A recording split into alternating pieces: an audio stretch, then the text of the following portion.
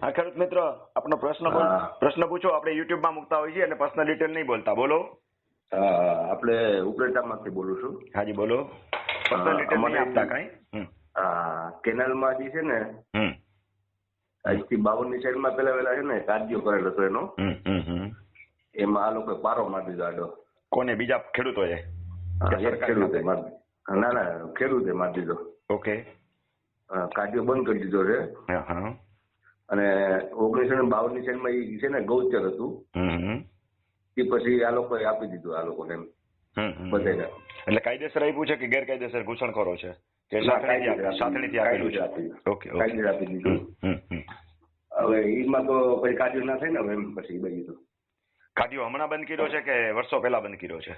એ તો કાર્યો તો જેદીનું ઓલું ગૌચર અપાઈ ગયું ને એટલા વર્ષોથી બંધ થઈ ગયું છે ને.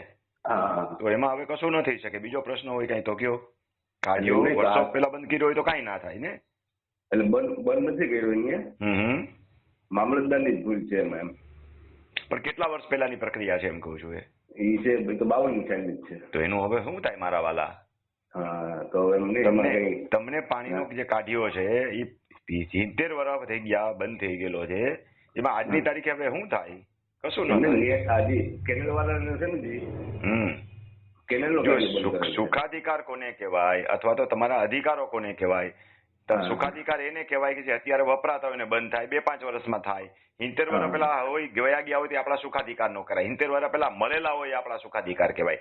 બીજા નંબરમાં કેનાલનું પાણી જે છે એ તો કેનાલ ખાતા, સિંચાઈ ખાતા વાળા જે છે એની પાસે તમારે રજૂઆત કરવાની રહી, એના કાર્યક્ષેત્રમાં આવે. એ જો ખુલવા પાત્ર થતો હોય તો એ લોકો ખોલે તમને. કેનાલનું પાણી આવતું હોય તો બે કાઢિયા અલગ અલગ થયા. વરસાદી પાણીના કાઢિયાની વાત જુદી થઈ, સિંચાઈનું વાત જુદી થઈ. સમજાઈ ગઈ બે વિગત કે નથી સમજાણી?